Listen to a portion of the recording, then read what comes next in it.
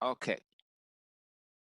Well, welcome everyone to our webinar today. You have the power. This webinar is going to be recorded. So just to let you know from the onset. So I'm really glad that you was able to make it today. Like I said, there's a lot more that are due to join. So as and when they do, I will invite them in to the webinar. And I think, this is a great opportunity for me to really share some of my experience and tips and tools with you. I think this particular time that we're in right now is very apt for us to be able to learn some tools around resilience and reflect around mental resilience. And hopefully today, as the picture shows there, that you will jump out of your safe zone into your stretch zone with some of the things that we will be talking about and some of the things that we'll be exploring today. So let's get my clicker. So just a bit about myself briefly. So I am the owner and founder of Edifying Answers, which is a training consultancy. And we deliver a whole range of different bespoke workshops on key work sessions, effective team working, resilience and burnout, managing stress, DISC profiles, group facilitation. We do a whole range of different tools that people can benefit from. On my YouTube channel, which I'll talk about a bit more, but you'll see some of my previous webinars on there as well that you can also look at if you found this useful and want to see some more of my content. Also, on my website, you can find some of my mind mapping tools. So I've designed and developed a whole range of different mind mapping tools over the years to support individuals, teams, and businesses around managing change, around understanding themselves better, and ultimately about unlocking insight. So again, if you think that some of that's interesting, you can look on my website. Some of the stuff on there is free, as well as some things that's paid for.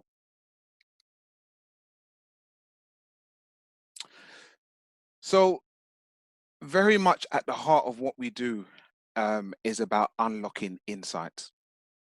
And today, that's what I hope to do with this webinar as well. And so, a lot of the time we do things and we don't know why we do it, or we're doing it without an awareness that we're doing it. And so with some of the topics that we're going to be covering, it's going to really encourage you to think and reflect on yourself and how you think and things that are happening to you that sometimes we're not fully aware of. And so today, I would really encourage you to use the chat box facility. And so I'm sure for some of you are used to Zoom, there may be some people who haven't used it before, so I'll just go over it briefly. So in terms of how we're going to use it and the etiquette for this webinar is that you can use it for any kind of positive statements that you want to make, anything that may have been spoken about during the webinar that resonates with you and you just want to highlight it. But it also can be used for you to ask questions. So things may come up as we're going along. At the end of the webinar, we're going to have a Q&A. And in that time, I will look back and see if there's any questions that I will try and answer to the best of my ability. For anyone who's not sure about how the chat facility works, so on the bottom of your phone or your machine, whichever you're using, you'll see there's 3 dots. If you click on the 3 dots, it will then bring up another panel which has chat facility. If you click on that, then you can chat. But it also has the area where it talks about if you want to make additional comments.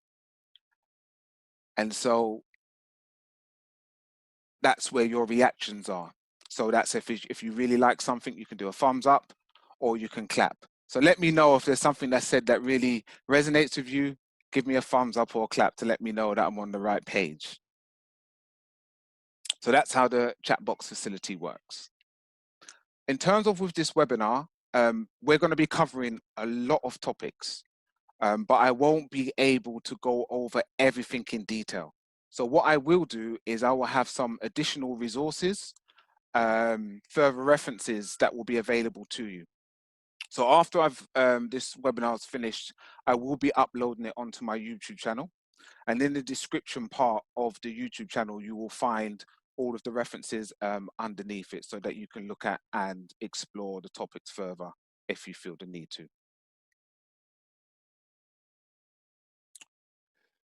So when you signed up for this webinar today, you would have had two questions that would have been asked to you.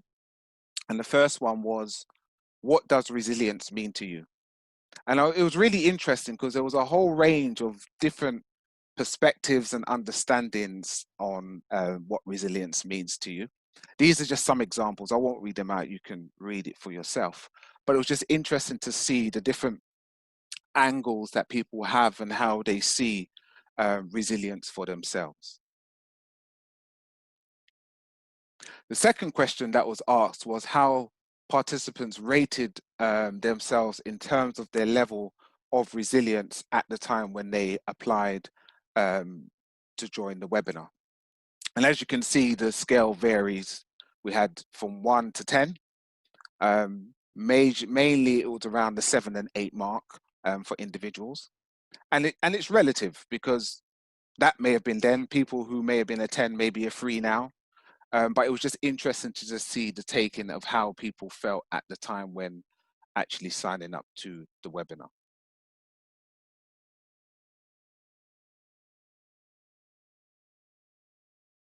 So I want to briefly talk about physical well-being. And the reason why I want to talk about that briefly is because often when we're thinking about physical well-being, people are okay with talking about it. People are okay with letting people know if they have a PT, a personal trainer, and physical well-being is important. You know, I take my physical well-being very important, but there is a big gulf between how we view physical well-being compared to mental well-being. And a perfect example of that is if you went onto Google and you Googled physical well-being, you will see people with six packs, you'll see Usain Bolt, you'll see all these, you know, figures and these great figures and people looking really well and really strong. When you put mental well-being in, it's very interesting the contrast what you'll find. People with their hands in their head and, you know, looking really low and, you know, you could be considered depressed. And it's really interesting in how, as a society, we look at physical well-being compared to mental well-being. And it's interesting because I wonder how much people who, if they have their mental PT, their mental trainer, that they will say that I have a counselor or a therapist or a coach. When it comes to the physical side, people are very, you know, free about talking about it. But it's important that we pay just as much attention to our mental well-being as we do our physical well-being. And the mind is a muscle. That's something that we must remember. The mind is a muscle, and we need to work it just as much as we work our body, because we want to have a healthy balance, a healthy mind, a healthy body, and a healthy spirit. And so today we're going to work that muscle in this webinar. So I hope you've got your pens and your pads and you're ready to take notes, because we're going to cover some good stuff. So psychological resilience, mental resilience. So the definition that we're going to go with today is that psychological resilience is the ability to mentally or emotionally cope with a crisis or to return to pre-crisis status quickly. So when we're talking about resilience, it's about how people are able to manage mentally and emotionally when things come up, when things don't go according to plan, but also the ability to return to pre-crisis mode fairly quickly. So we don't stay stuck, we don't stay ruminating on what went wrong and how bad things are, but we're able to draw ourselves back quicker. And resilience exists when the person uses mental processes and behaviors in promoting personal assets and protecting the self from the potential negative effects of stressors. So what does that mean? It means basically that the way that you think, the processes that you go through, and the behaviors that you operate out of help to promote a character and a way of being that you were able to get out of situations sooner. See, one of the things that people don't realize is that it's not the events themselves that cause us the most damage, but it's how we think about the events afterwards. If we are ruminating and if we are, being very negative towards ourselves and calling ourselves names when we make a mistake, or do we accept that sometimes failure happens and we can learn from those failures and be a greater person? So it's very much tied to CBT, which says how we think determines how we feel, and how we feel determines how we behave, and how we behave reinforces that initial thought that we had. And so we're going to be looking at some of those negative effects and some of those stresses and how we can deal with them differently. So, mental resilience. So imagine that your mind, when it is positive, is like a ball of elastic bands, as you can see in the picture.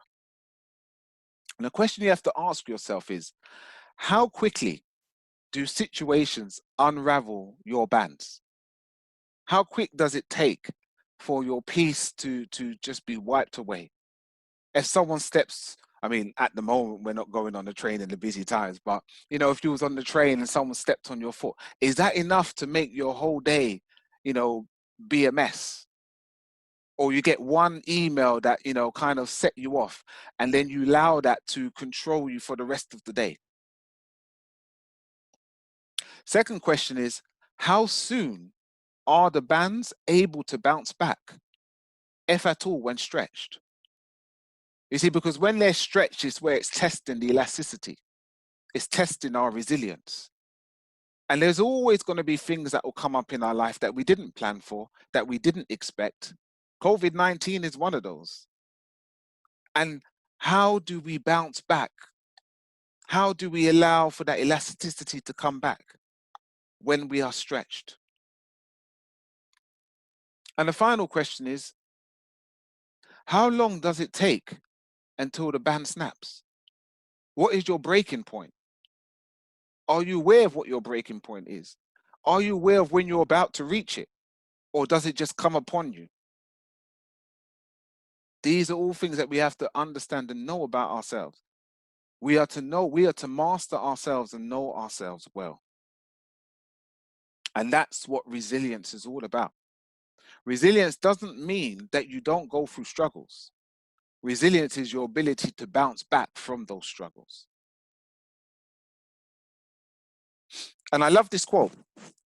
So it says, when we learn how to become resilient, we learn how to embrace the beautiful, broad spectrum of the human experience. Because no one never said to us that we would never go through difficult times in our lives. But when we are able to deal with the good and the bad, and sometimes the ugly, that is the broad experience of what we as human beings will go through. But the interesting thing is the human capacity for burden is like the bamboo, far more flexible than you'd ever believe at the first glance. And I think sometimes, even for ourselves, we need to digest this. Sometimes we think we can't handle, we always think that it's too hard for us. But I always believe with human beings, we are like tea bags. You don't know how strong you are until you're in hot water. And that is what resilience is about. Resilience teaches you, and you grow, and you learn from difficult situations and from things that happen. And sometimes reaching your rock bottom can sometimes be the foundation that you come back up from. You rise like the phoenix. But this is all a learning process in terms of resilience. Resilience isn't something that one day you wake up and you have it. Resilience is something that happens day by day with each experience. So the question is, what gets in the way or hinders our path of resilience?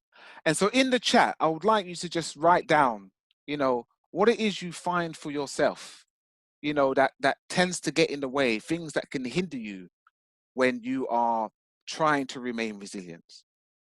Is it stresses at work? What is it for you? What is the situations that come up that really, impact on you? Mm, yeah, so we've got some interesting ones. Anger, emotions, anxiety, people's attitudes, lack of respect, frustration. Yeah, and there's all of these things. There's all of these factors. There's so much things that can get in the way. And it's important that we are aware of what hinders us so that we can then find strategies to address those things that hinder us. And so we're going to start to look at some of these things. And one of the things that I have found over the last decade of supporting people in different capacities, um, around self-confidence, mindfulness, substance misuse, mental health, whatever the spectrum has been, these things that I'm going to be talking about today are kind of the things that go across the board that I have found that have been things that's impacted on people or hindered their way. And the first one is the resounding negative voices in our head, sometimes referred to as the inner critic, the gremlin, the monkey, whatever it is you want to know it by or call it by. But it's that thing that always tells us you're not good enough. It's that thing that is always residing in the back of your mind, creating doubt, creating worry, creating anxiety. And the thing that I like to call them is the rats, the reoccurring afflicted thoughts. And they are always nibbling back in the subconscious part of our mind, always telling us, even with things that we are fully capable of doing, that you can't do it.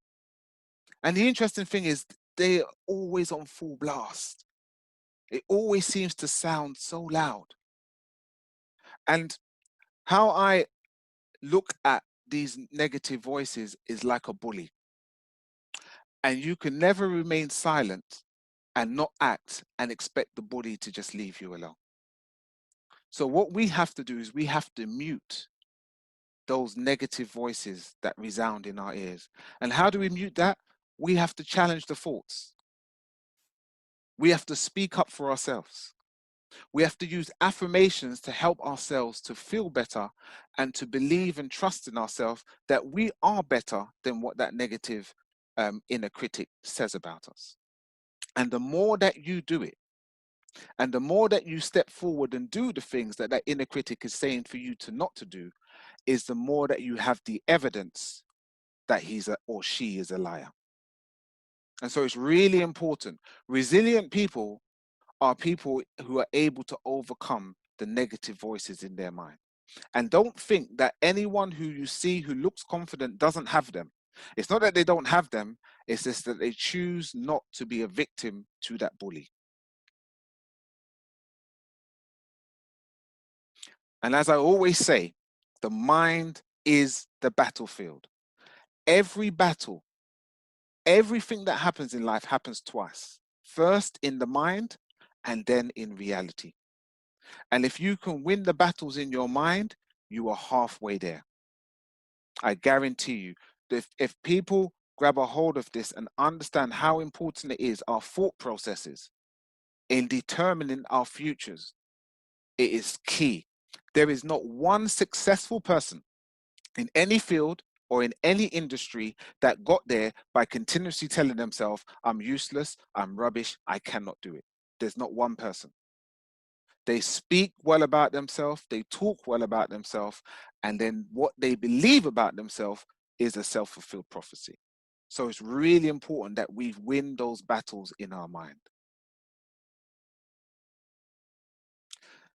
Here is the big one. We need to understand how fear works and what it feasts upon. Now, fear works on our minds and the future. That's where its power lies. It lies in our minds and focusing on the future. So it's always a worry about what if. What if I go for that job interview and I fail? What if I try that new thing? What if I speak up and challenge that individual who said something that I didn't like.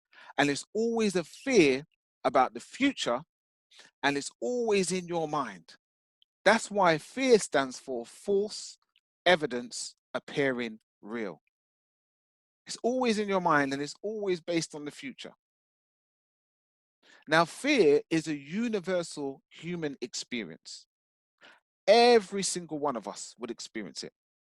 It's just how much and to what degree. Does it stop you from doing anything, or is there just some things where it may hinder your path? But in order to really be able to fight fear, we have to understand what it feasts upon. And it feasts upon our imagination and our assumptions. Now, just think about that for a minute. If you are fearing something that's in the future that hasn't even taken place yet, and then you imagine the worst case scenario for that situation, and then your assumptions that it's going to go bad all work together to make fear seem much bigger than what it is. It's the stories that we tell ourselves that cripple us. Now, I'm sure we could all think back and remember a situation or a circumstance where we were fearing the worst and it did not even happen.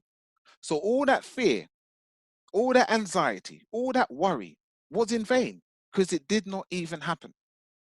And that's how fear works.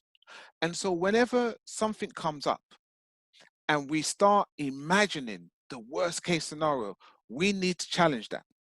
We need to take a step back and say, wait a minute, why am I feeling this way about this? Is it really going to be that bad? And fear can hit us even in the small things. And I'll share a story with you about myself to prove my point. Prior to COVID-19, my wife had been saying to me for a long time, months, you need to get online. You need to do your stuff online. You have a bigger market, there's more people you can reach, etc., etc. And I gave all these justifications and I gave all of these excuses to my wife as to why I couldn't do it yet. Now, really, I realize now that at the back of my mind was fear. Because I said, oh, it's going to take really long. I'm going to have to do all this stuff. I'm going to have to research these areas. I'm going to have to find out which platform is going to be best to use. COVID-19 happened and it stopped me from being able to do any face-to-face training, which meant I couldn't do any work. So I had to make a choice. And that forced me to go online, to do the research, and to be set up. And I'm now on my second webinar in the space of a few weeks. What I was delaying months and months and months ago, when the situation came up that forced me to make a decision, I did it like that. But that's how fear works. Fear keeps you stuck. Fear keeps you making excuses and justifications for why you are not doing what you should be doing. And don't ever make the mistake to think your comfort zone is growth. There is no growth in your comfort zone. Many people make that mistake to thinking, oh no, it's fine. When you're in your comfort zone, that means you are relaxed. There is no progress and there is no growth. When you step out your comfort zone is when you meet fear. And as the saying says, life begins outside of your comfort zone. And that's the challenge. If you want to grow, you have to slay your giant of fear. And in order to do that, you have to be able to catch the imagination and the assumptions in your mind that work alongside your inner critic to keep you bound and chained. It's very important.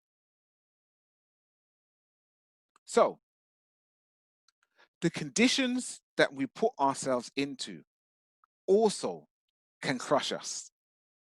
And you know, each one of us represents that egg. Okay. And sometimes we put ourselves in precarious situations and we put unnecessary stresses upon ourselves.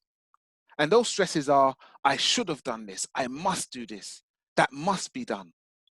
And whenever we start using words like should and must, it always comes from a place of oppression. It means that you're putting these pressures upon yourself. And when you do not pass that, you know what you say to yourself? I failed. And that is where we get ourselves stuck in a negative cycle. And so it's really important the language we use for ourselves, the way we talk about things is really important. So we have to take care.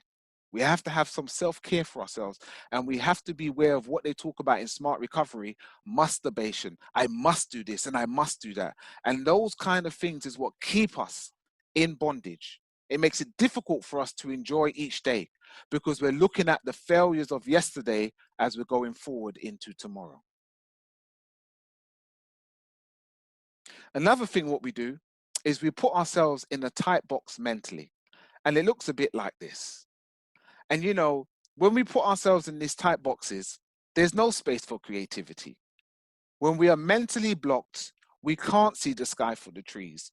There is no kind of insight. We're not really thinking outside of the box. We're still focusing on the shoulds and the musts that we missed yesterday. There's also no space for positivity.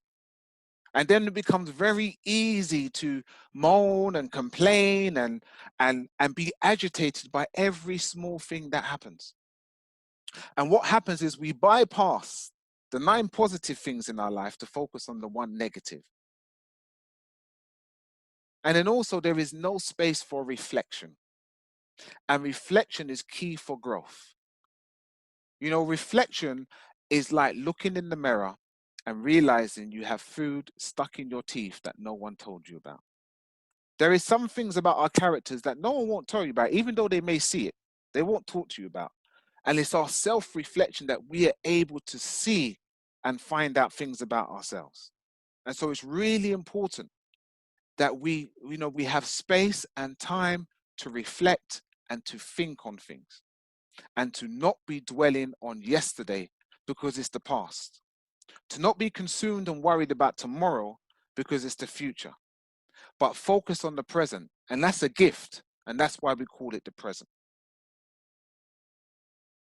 So in terms of when we are going through some of these difficulties, whether it's fear, whether it's, the gremlin or the inner critic, or whether it is that, we're putting too much on ourselves, this tool here, your USP, and this is not your USP in terms of your unique selling point, but your unique saving point, is key to help you in this process. So how it works is, and while you're in the chat, I would like you to do this. Afterwards, I want you to do it fully in your own time and write a full list. But just for now, I want you to write down 1 or 2 things about your resourceful self, which are skills and abilities that you have, such as being resourceful or a planner or a risk taker. So just write down 1 or 2 things in the chat about yourself, things that are unique about you. And we're going to see how we're going to use this in a second. But just write down 1 or 2 things. So let's see what we've got. Quick thinker, good. Problem solver, yep. Spontaneous, excellent. Calm, good organizer, yeah, excellent. So it's really important that you do have, your list. These are just some of mine that I've put down, So organized, attention to detail, directive, responsive, creative, reflector, research-minded, adaptable, nurturing, and motivator. Yeah, so those are just some of mine that I put down. And the reason why this is so important is when you're going through situations and circumstances and you feel stuck, it's then that you lay down your resources, your resourceful selves, and you ask yourself, if I'm going to be, for example, organized in this situation, what could I do? If I was going to be, a reflector in this situation, what would I do? And the reason why this is so powerful is because it helps you to organize your thoughts and your opinions and what you are thinking about, and to approach the situation from a point of power. Because when you're looking at it from a point of view of saying, right, with me being organized, how can I deal with this situation at work? It changes your directive and how you're looking at that experience. And this is a really powerful tool, because then you can look at whatever that situation from various different perspectives out of a source of strength. rather than saying, oh my God, what am I going to do with this? Oh my gosh, how am I going to deal with this situation? You're actually looking at it from your strength to say how you can resolve the situation. And so I would encourage you that after this, in your own time, write down your list of all the different traits that you have, because different situations would require different character traits from you. And if you already have them down and you can just pull them out when the situation comes, it will make you forewarned and forearmed. And I really love this picture because it really helps us to realize that the power is within you, not anyone else. And just as the light is being plugged into the socket, you may plug into some people, you may get help and support from people. Some people may give you advice, but at the end of the day, you have to take that advice and apply it to your life. The power is within you. And it's important that you recognize that. No one else can fight the battle for you. No one else can slay your inner critic for you. You have to do it. But all the power is within you. Whether you go to a counselor, a therapist, or a coach, they're only drawing out what is already inside of you and helping you to reflect on that. And so it's important that you understand that. When you've got to face your inner critic, remember the power is within you and it just doesn't want you to see that. Another thing that we have to be fully aware of is people's opinions. I remember when I worked in the prisons, I worked in prisons for 12 and a half years supporting people around their substance misuse. And if I had a penny for every time someone told me that based on something that someone said to them, whether it was a teacher in primary school or secondary school, or whether it was someone in their family, that they were carrying those scars and it was preventing them from moving forward in their life, even at 40 and 50 years old. And so don't allow other people to dump their rubbish on you.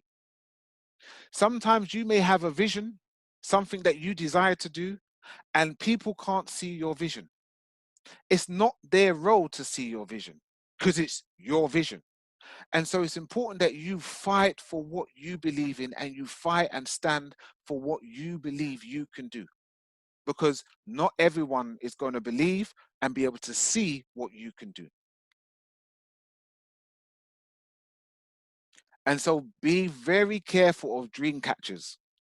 You tell them your dream and they capture it and they steal it away from you. And they leave you feeling so despondent that you don't even feel you can do it anymore. And beware of vision busters.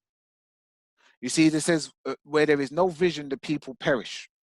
And there's some people who have no vision. So when you come with your vision, they want to destroy it.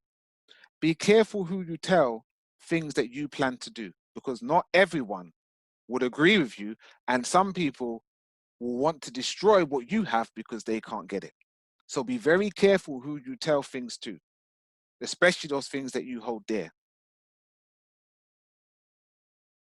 So in order for us to have mental strength, to be mentally strong, we have to give up on some bad habits. Yeah, it's in the same way as if someone wants to lose weight, you cannot continue eating 10 donuts a day and expect to lose weight. Yeah, so we're going to start to look at some of these bad habits mentally that we operate in and how it affects us. So the first one is that it isn't fair mindset that holds us back. And the reason why it holds us back, because whenever you're saying it isn't fair, you're going on a premise like everything should be perfect. And everything in the world isn't and never will be perfect. And so what it does is it shrinks your world and your options to think differently. When you are busy saying it isn't fair, you cannot be operating out of your resourceful self mindset, looking about how can I be organized to address this? How can I use my quick thinking to get out of this situation? And it stems from a place of defeat and hopelessness. When people are saying it isn't fair, it's from a place of defeat and hopelessness. And so they stay stuck in that mindset. And I've worked with clients over the years who have been stuck in that mindset for 10, 15 years. And they're holding themselves captive by their own thoughts and because they refuse to move on from a situation that happened so long ago. The second one is the why questions. Why me? Why did it have to happen to me? Why did that person have to step on my foot? Why did I have to go through this? And the difficulty with having the why questions and why it traps us is because it keeps you looking backwards in the rearview mirror. It always keeps you focusing on the past. What we should be doing is asking what questions to move us forward and on in our future. So if something's happened to you, or if you've had a disagreement with a colleague at work and you say, well, why did they respond that way? Or we could say, what can I do to rectify this? What changes can I make to myself so that this doesn't happen again? Do you see the difference? Why just focuses on what happened? What focuses about what we're going to do about this? And we can't change the past, but we can make a better future. The third one is amplifying your situation by your thoughts. And if anyone is into music and you've got a nice system, you would know your equalizer and your amplifier can really turn up the bass and the treble and the mids. And sometimes by our thoughts, we amplify situations and make them so much bigger than what they really are. And it's very important that we be careful of this, because all it does is makes you worry more. And none of us can make our situation any better or make ourselves feel any better by worrying. And so when you amplify the issue, it only creates more worry. It only creates more fear, and it only keeps you stuck. The fourth one is predicting the terrible and difficult future. And I'm sure we're all guilty of doing this, that when something happens, we just think it's going to go in the worst way, and we become experts in seeing what will go wrong. And it's interesting that we never become experts in what will go right. Regardless of all odds, no matter how bad it's going, no, it's still going to work out for me. But when one thing goes wrong and 10 things have gone right, we can then say, oh, this is going to be terrible. It's going to be a mess. And we have to catch ourselves when we are operating out of that mindset, predicting the terrible and difficult future. This mind trap robs you of your motivation, your joy, and your vision. So we have to be very careful. This next one, carrying the burdens of the past. This has crippled so many people that I've worked with for so many years. And it's baggage that we don't need to carry. And so it keeps you stuck in the past and it affects your choices because you view your present reality out of the vantage point of your past errors. And it's really important that we are able to forgive ourselves and to let go of the past. Your past is meant to be a lesson, not a prison sentence. And your past will only, if you focus on it and dwell upon it, it will only keep you in bondage and keep you bound. You will not step out in your greatness. You will not live your best life because you'll always be worrying about what if, what if, what if. And then we have other people's expectations. This is another heavy burden that so much people carry, whether it's family, whether it's friends, whether it's your boss, whether it's your partner, all of these other expectations of people that we carry, trying to keep up with the Joneses. And this extra baggage is what causes us worry and stress because no one can carry it. No one can carry it. And so only you can free yourself from this mental affliction. And it's by choosing to do what is right for you.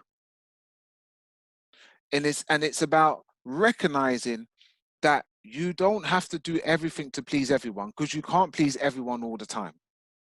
But as long as you're following your morals and your principles and you're doing what is right, anything that you're doing for anyone should line up. And if someone is asking more of you than what you should give, then that's their issue to deal with. But we have to let go of holding on to all of these expectations of other people. Because as the saying says, you cannot pour from an empty jug. And if you're giving out to everyone, you have nothing left for yourself. And so, whatever or whoever isn't adding any value to your life, it's time to separate. You see the picture here and you see a butterfly, but a butterfly can only become a butterfly if it dies to the process of the caterpillar. And the caterpillar relationships and the caterpillar thoughts and attitudes and mindsets that you are operating out of cannot bring forth life. And in order for you to become your butterfly, you need to die to those old things. And so anyone who is not adding value to your life, that means they are a leech. And the leech has two daughters, give and give. And so you have to be aware of what is sucking you dry and what is giving you life. And so be around those people where there is a mutual benefit. You strengthen them and they strengthen you. As the saying says, iron sharpeneth iron. But if it's someone who's just always taking from you, whenever you finish talking to them, you're drained. That's not a fair deal. So it's about us making wise choices, because if you want to be resilient, you need to have balance. And that's even in the people that you are around.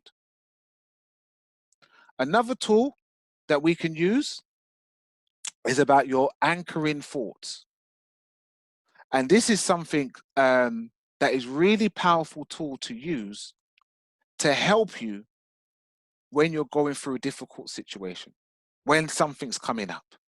And how it works is that its purpose is to keep you in a balanced and positive state of mind when you're going through difficult situations or reverting to a bad mental habit that affects you. And so what it should be doing is that it's something positive that makes sense to you and aligns with your values and your core belief. So there's no point you having an anchoring thought that works for me. You need to have your own anchoring thought that works for you. Something that you value, something that when you say it to yourself or when you read it, it adds life to you. It does something for you. Examples could be, everything happens for my learning. I am greater than this experience, or I am a different person now. That's for when the past tries to run back up in your mind, or someone wants to remind you about something you did 10 years ago. You have to remind yourself, I'm a different person now. So you need to have your anchoring thought, because this is what will save you in those times when you're about to tip over, when you're about to allow fear to win, when you're about to allow your inner critic to get the best of you.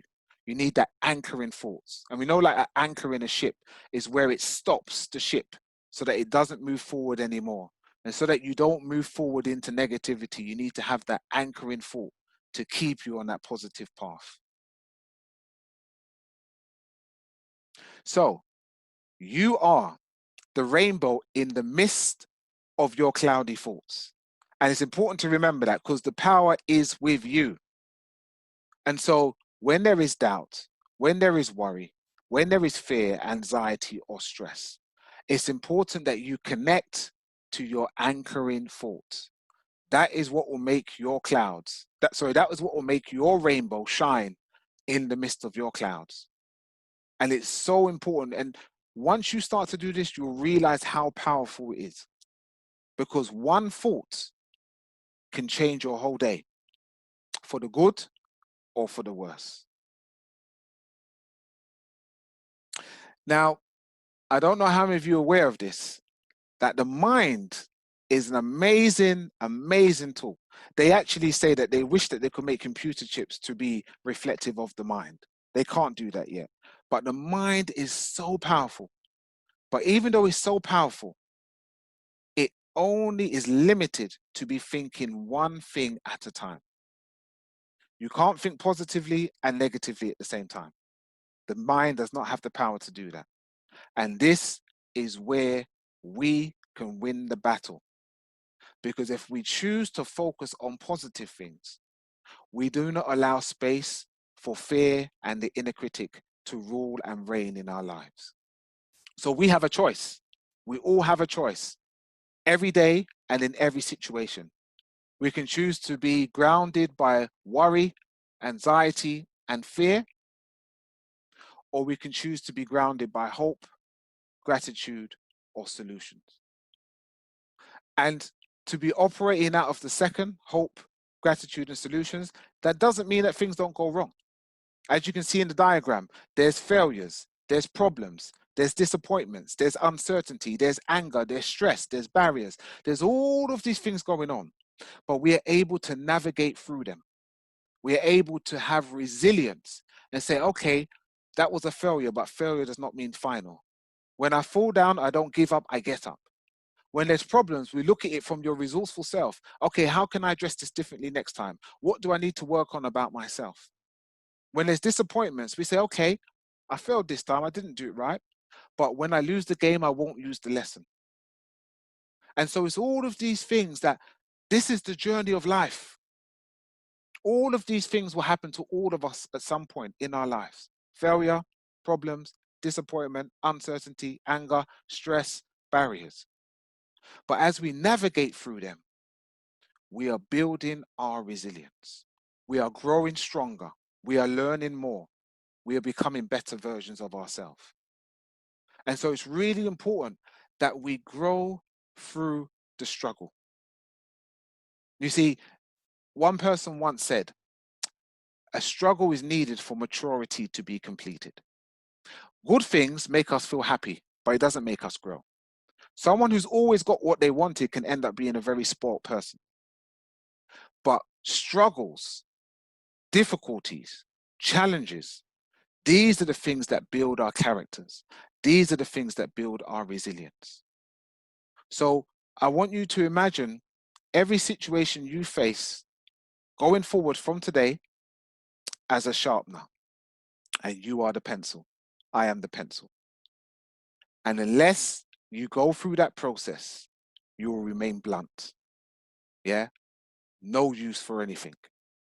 Resilient people are the kind of people you want in your life, the people you want around you, because they're rich, they have values, they have character, they can tell you things, they can give you advice because they've been through, and they have a lot more empathy because they understand. So, my screen stuck. There we go. Now we're going to look a bit at neuroplasticity. Okay, there's been a lot of research around this recently, but it's something that is really important for us to understand, especially when we're talking about mental resilience. So neuroplasticity is the ability of the brain to reorganize itself, both in structure and how it functions. So changes happen in 4 different ways. So neurogenesis, which is the continuous regeneration of new neurons in certain parts of the brain. So the brain is always adapting, it's always changing based on things that we experience. This is a continuous thing that is going on. Then we have new synapses. So new skills and new experience create new neural connections. So if you start doing a new course, say for example, in the beginning, it's like really hard to learn that language or to learn maths or whatever it is you're doing. But over the process of time, the reason why it gets easier is because you're developing new synapses in the brain. They are actually being shaped based by what you are doing, what you are thinking about, and what you are learning. This is really important. Then you have strengthened synapses. So repetition, continuously doing the same thing, strengthens those neural connections. This is the reason why we are able to change habits. Yeah, that's why they say it takes 30 days to quit smoking, is because you are strengthening those synapses and that they are growing and developing, and then it becomes a part of you. That's why resilience can happen. That's why we grow in resilience. And then we have weakened synapses. So these are connections that are not being used. They eventually wither and fade away. That's why, I mean, I work in the field of addiction. That's why people can overcome addictions, because they're creating new pathways in their brain, and the ones that are not being used, they fade away. That's why what you may have learned in school, if you haven't been practicing that and you try it now, those synapses have faded away. So if you try to do algebra, say for example, you'd be like, what on earth is this? Because they're fading away. So when we think about neuroplasticity, it can result from so many different things: traumatic events, stress, social interaction, meditation, emotions, learning, paying attention, diet, exercise, and new experiences. All of these things can shape our brains and cause for neuroplasticity to take place. Now, I want to read this, what it says at the bottom here. It says, neuroplasticity makes your brain resilient. Neuroplasticity enables you to recover from stroke, from injury, and from birth abnormalities. It says we can learn new ways of being and responding to conflict. The brain, by what we are thinking about and what we're doing and learning from our experiences, we can actually learn how to deal with conflict in different ways. Hence why if we reflect over things and choose to do differently, we can learn from experiences and not repeat the same mistakes. So in many cases, you can also overcome depression, addiction, obsessive compulsive patterns, ADHD, and other issues due to neuroplasticity. The downside of neuroplasticity, though, is that it makes no distinction between the good and the bad. So the same way that as it can work in good areas is the same way how it can work in a negative effect. If you are constantly worrying and thinking about stress and thinking about how it's going to go wrong and predicting the terrible future, you are reshaping your brain to constantly think and act in that way. So it's really important that we take stock and hold of our thoughts. And as I said, the mind is the battlefield. And even if you lose the battle, don't lose the war. You may have bad days, but don't have a bad life. And how you think, how you talk about yourself, and how you treat yourself is key to developing the great type of neuroplasticity.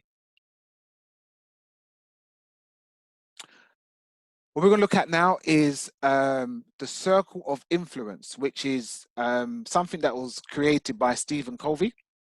And what it basically looks at is our perspective on how we deal with situations and circumstances. So in the center, we have the circle of influence. This is the place of power. This is the place of your resourceful self. This is when you're looking at things from a vantage point of how you're going to address it, what you can do to make things different. But then we have the circle of concern. And this is the side of the pessimist, the fearful person, where you're looking at things in terms of what you don't have. And when we focus our situations and our life from the vantage point of the circle of concern, what it does is it drowns out all the positive mechanisms, support networks, and people, and even things within yourself that you could do to better the situation. But if we are focusing from a circle of influence, you are able to expand and be able to address those concerns because you've looked at it from a place of empowerment. So let's look at this a bit more. So the circle of concern is a reactive focus.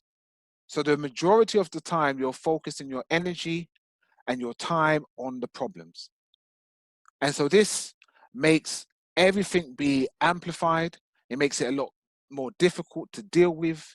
And you may even see people that you know or work with. And for every solution, they have a problem because all they do is focus on the circle of concern. So what we want to do is we want to as the middle circle shows, we want to expand our area of influence. And by choosing to redirect our time and our energy, focusing on what we can control and what we can do, it changes everything for us. You see, you don't need your situation to change for things to change. You just need to change your mindset. There's a saying that says, when you're in a situation, if you can't change it, so if you don't like something, change it. If you can't change it, change the way you think about it. And then we have the circle of influence at the end. And so you devote the majority of your time and your energy to changing what is in your control. Your life improves and you stop blaming others. You take responsibility for things and you recognize that you are the person who has the control and the power. Even if someone does something wrong, you choose how you want to either respond or react to that. And so when we're looking at the circle of concern, you can see all the things on the outside, your past emotional baggage, your regrets, your self-limiting beliefs, those things that we tell ourselves that keep us stuck, that limit us, that we don't go too far. Toxic relationships, again, the caterpillar relationships, and it's all of these things, fair gossip, the stock market, COVID-19, whatever you want it to be. It's all of these things that are there in the circle of concern. And then inside, we have the things like your goals, your health, your culture, your values, your morals, your purpose, your energy, those people that you can rely upon and who are supportive to you. And so what you want to focus on is an exercise that you can do in your own time is draw these two circles and write all the things that are in your circle of concern at this time and what are the things that are in your circle of influence. And what you want to try and do is decrease those things in your circle of concern and increase those things and those people that can be in your circle of influence. And this can be a good thing to help you to realize who you may need to spend more time with and who you may need to separate yourself from.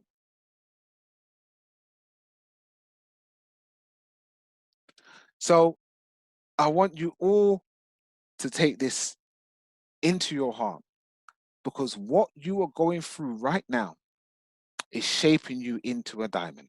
And I don't know what is specifically you're going through, but we all have our own thing that we're going through. But whatever it is you're going through right now, it's shaping you into a diamond.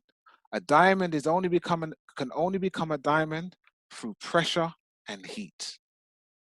And as you're going through what you're going through today, you may be a diamond in the rough, but you will be shining at the end of this, and your resilience will be stronger.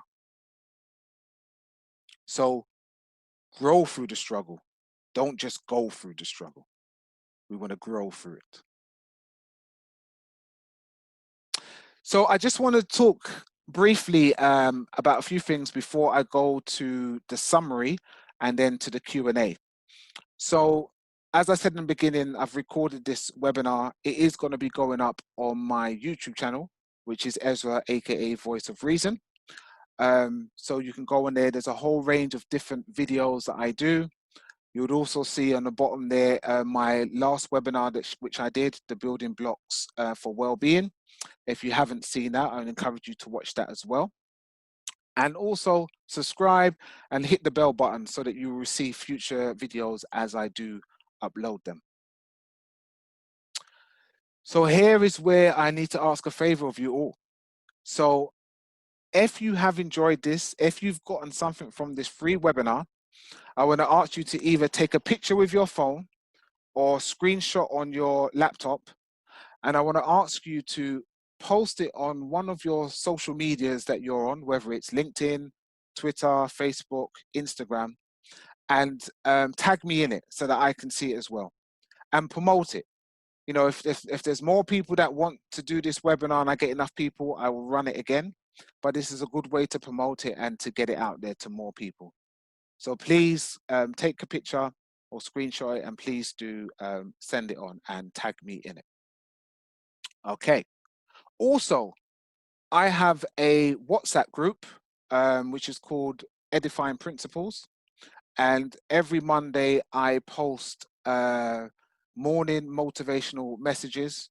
So if anyone is interested in to be added to that, I'm going to send out an email after this when it's finished.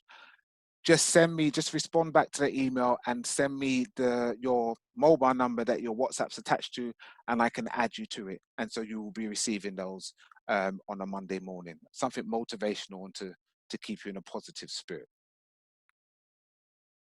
Okay, so let's summarize what we looked at today. So we spoke about resilience, and it's the ability to mentally or emotionally cope with stress. We spoke about the inner critic, the negative, counterproductive opponent within who sabotages us. And it's really important that we stand up to that bully. Don't allow it to raise its ugly voice, and we challenge it and we use our self-affirmations to counteract it. We looked at fear, false evidence appearing real. And another thing that people often say about fear is we can address it and deal with it one of two ways. We can either threat everything and run, or face everything and rise. But it's important that to be aware of the stories you tell yourself, because that will dictate how you respond to fear. And we have your USP, your unique saving point. And so I encourage you, in your own time after this, write down your own resourceful self list. It will serve you well in the time when trouble comes, when you're feeling a bit despondent, when your resilience has been shaken a bit.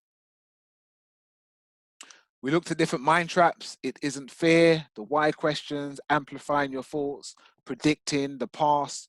All of this, there is loads, but we've looked at just a couple of them.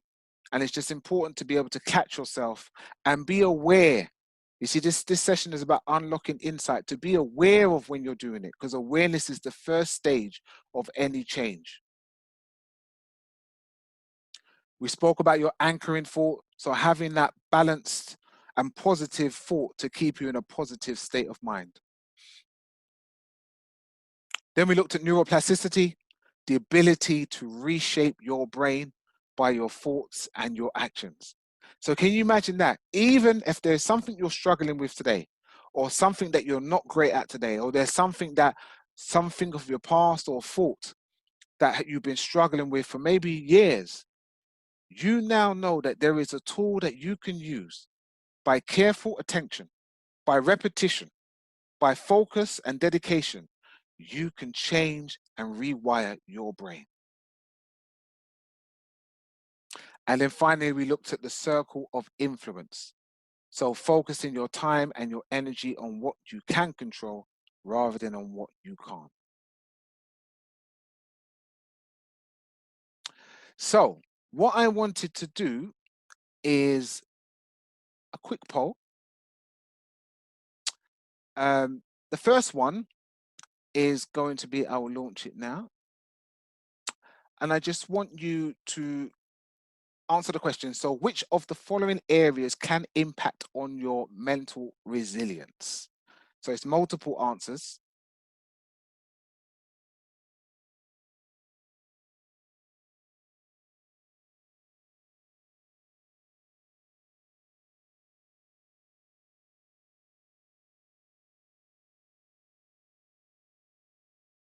It's interesting. So it's actually changing as you are responding.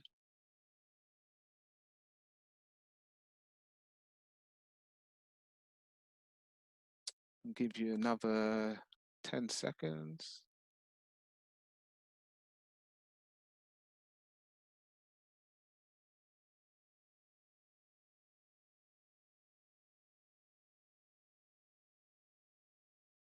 And cool.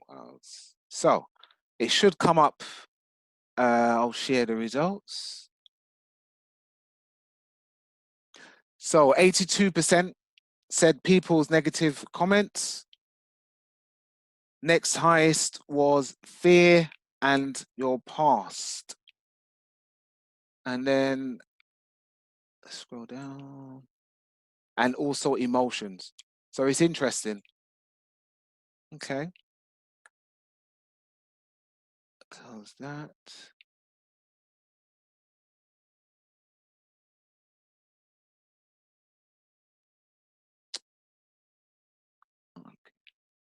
So yeah, so it's interesting to see how.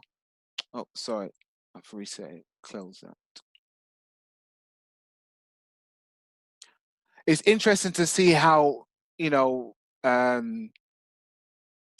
what can have that impact on us, what it is. Everyone's different, but there's commonalities amongst us of things, and things like what people say are past. Those are the things that really hold weight in terms of affecting our resilience. So it's really important that we are, you know, aware of how things are impacting on us. So in this time, I would like people to unmute, and if anyone would like to just share one thing that you will kind of take away from this webinar before we go on to the Q&A. If anyone would like to share. I'm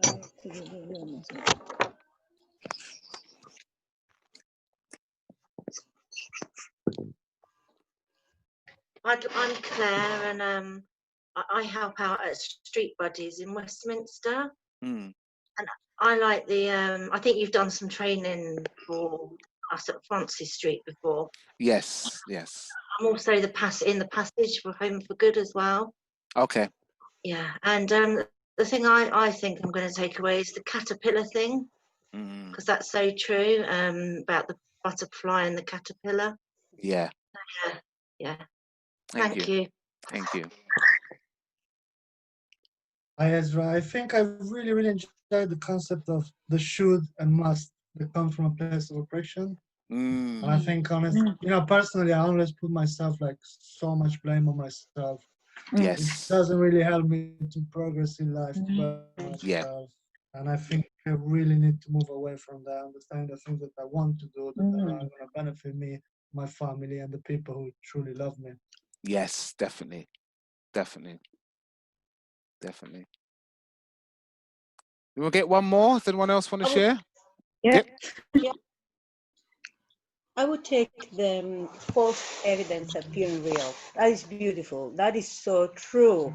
I love the way you de-acronymize something to re-acronymize it again. So I really like that. And so I will work on this. And I will try to open up some words that maybe have an impact on me, and I will rephrase them. Yes. So I would take both the meaning you put in fear and the game you played with that. Yeah, yeah. I would say that, yeah, as a linguist, that fascinated me and opened up a few windows as well. Good, good, Mm.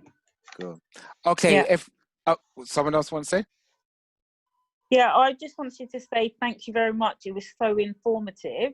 I am a life coach, but I'm also an early intervention practitioner. And I thought that the sharpener, the struggle being the sharpener, would be brilliant for my young people and the women that I work with. Yeah. So yes, that was really powerful. But just generally, the whole presentation was amazing. Thank you. Thank you. Okay. Okay, if I ask people just put your mic on mute again, I'm just going to go through a few more things before I open up for the Q&A, just so there's not the feedback. So, what's next? You may be asking. I'm hoping that, you know, I put this on there in advance, hoping that you would find it amazing. So, what's next is I will be doing a resilience and burnout masterclass webinar on the 25th of June. This actual presentation today is like the stepping stone onto that. It's like the precursor onto this main masterclass webinar. What it's going to be covering is examining the link between your mind, your thoughts, and your stress levels. We're going to look at that in detail. It's also about unlocking insight into the dangers of negative thinking and the subconscious mind. So we're going to look at that in a lot of detail. There's a lot of areas of the subconscious mind that people are not aware of and how that can really hinder people. It's also going to gain more awareness of the ways to cultivate your mind and thinking processes. So some people may have thought, well, I'm doing some of the things you said, but how do I really change that? We're going to be looking at that in quite detail. We're also going to look at a range of effective ways to build and maintain resilience in your own personal life. So some tools that you can take away. And then finally, you discover the benefits of applying the 5 ways to well-being model into your daily routine. And that's the international model that is used of the 5 simple steps that people can do to boost your resilience, lower your mental health problems, and just increase your own self-confidence. So along with this, people that do attend will get a toolkit afterwards, which will cover all the information and some other additional resources. And all of this will be for a small price of £12.50. Now, because you guys and ladies have already invested time in me and been here with me and kind of listened to this workshop, you won't be paying that price. If you get your ticket, the early bird ticket, you will get a 20% discount. So you'll only be paying £10 for this webinar. The early bird ticket is basically any ticket that's bought within the next 7 days. Okay, so it will be going live from today in terms of when I send out the email to this webinar, the link and all the stuff in there will be in there. If you do get the early bird ticket, then you get it for the reduced price. But I'll say to you that if you enjoyed this workshop, you're going to love the next one, believe you me. And anyone knows me and who's been to my trainings before, I don't say that lightly. So I hope to see you there. And now let's just go to the Q&A. So I will be going over to see the comments and what people have said. But if anyone does have any burning